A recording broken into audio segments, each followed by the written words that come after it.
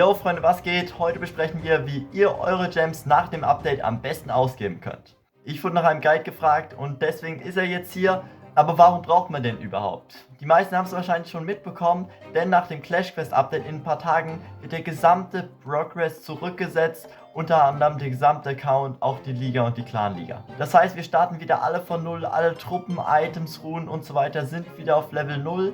Aber als Entschädigung dafür bekommen wir für jeden Stern, den wir aktuell haben, 100 Gems. Das bedeutet, wenn ihr einen Max-Account habt mit der maximalen Anzahl von 752 Sternen, dann bekommt ihr nach dem Update 75.200 Gems auf euren Account. Die Gems, die ihr aber aktuell habt, verfallen und auch die Magic Items und auch sonstige Erweiterungen, die euch helfen könnten. Deswegen jetzt schon mal der Tipp, nutzt auf all euren Accounts alle Magic Items, Gems und so weiter, um noch möglichst hoch in den Sternen zu kommen, weil ihr dadurch schlussendlich für jeden Stern nochmal 100 Gems nach dem Update zusätzlich bekommt, und das Angebot solltet ihr euch auf keinen Fall entgehen lassen. So, damit aus dem Weg, wie kann man die jetzt ausgeben? Da gibt es erstmal 3 verschiedene Arten von Spielertypen, die wir unterscheiden müssen. An erster Stelle der komplette Free-to-Play-Spieler, der die Gems einfach sparen würde. Das heißt, komplett Free-to-Play wieder von neu starten und einfach 75.000 Gems ansparen, die man eben dann, falls in Zukunft sie mehr wert sind oder falls in Zukunft irgendwelche nicen Sachen kommen,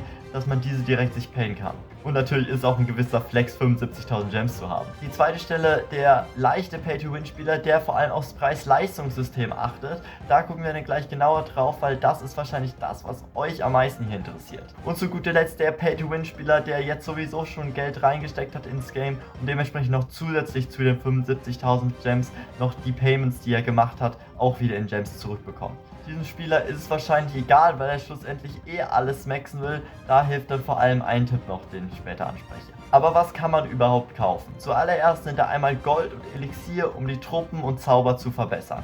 Die genauen Anzahlen haben wir leider noch nicht.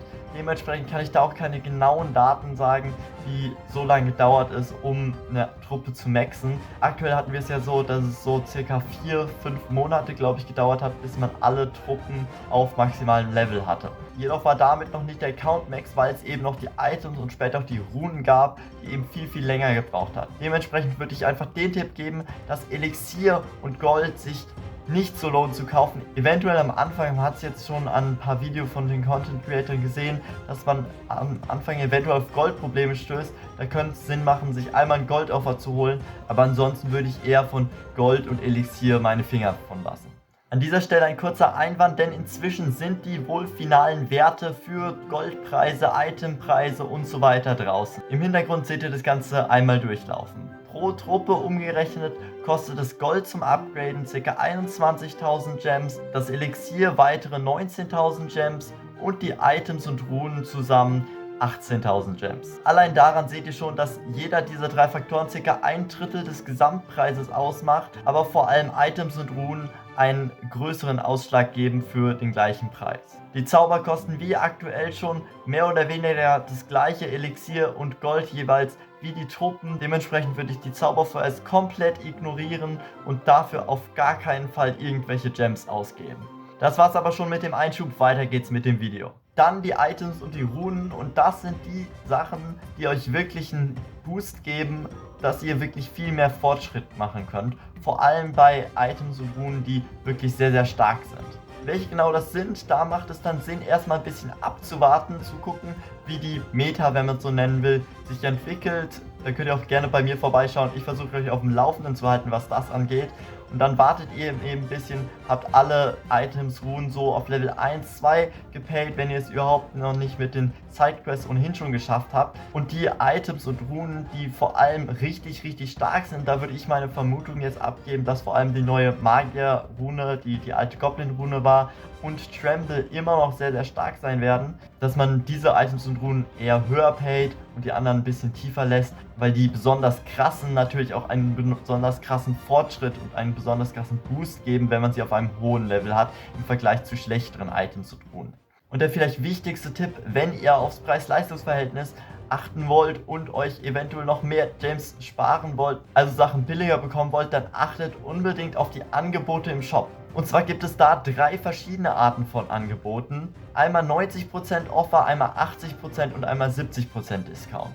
Aber wie unterscheidet man die? Das ist nicht ganz so leicht zu sehen, denn an den Angeboten im Shop sind immer so kleine Schilder dran in einer verschiedenen Farbe, entweder Gold, Silber oder Bronze und dann auch mit einer Strichanzahl von 1 bis 3, dass man es noch ein bisschen erkennen kann. Und dabei bedeutet, dass Gold-Offer den größten Discount liefern, also Gold-Offer lohnen sich am meisten, sind am billigsten und Bronze hingegen liefert nur einen kleinen Discount. Das heißt, wenn ihr auf jeden einzelnen Gem achten wollt, dann holt euch die Gold-Offer und ihr spart am meisten Gems. Jetzt noch ein kleines Fazit, denn wir werden das Update jetzt die kommenden Tage erhalten. Danach ist aber erstmal Sommerpause und es dauert ein bisschen, bis wir das nächste Update dann in wahrscheinlich so circa 2 Monaten erhalten werden. Das heißt, wir haben jetzt 2 Monate Zeit, um die gesamten Inseln zu maxen und dementsprechend haben wir nicht wirklich so Zeitdruck, weil ich sag's euch jetzt, wenn ihr die 2 Monate aktiv durchzockt, dann werdet ihr auch als Free-to-Play-Spieler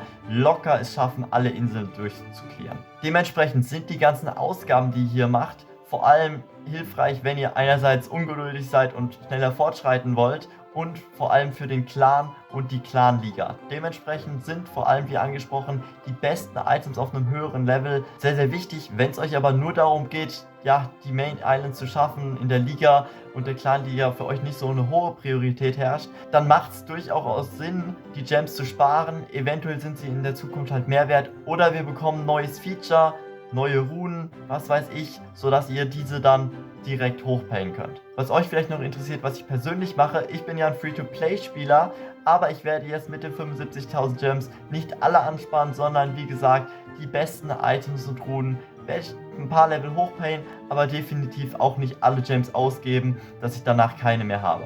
Schreibt mir gerne mal in die Kommentare, was ihr mit den Gems machen werdet. Und wenn euch das Video gefallen hat und ihr es hilfreich fandet, dann lasst doch gerne einen Daumen nach oben da, abonniert den Kanal für mehr solche Informationsvideos und freut euch auf den Sonntag, denn da habe ich ein richtig nices Video, das müsst ihr unbedingt sehen. Und zwar sind das die Tipps, die ihr unbedingt vor dem Installieren des Updates wissen müsst, damit ihr den optimalen Start habt ins Game und nicht auf irgendwelchen Fortschritt und irgendwelche Belohnungen verpasst. Das heißt, wir sehen uns Sonntag Video eventuell zwischendrin mit einem Clash Mini Video. Bis dahin, haut rein.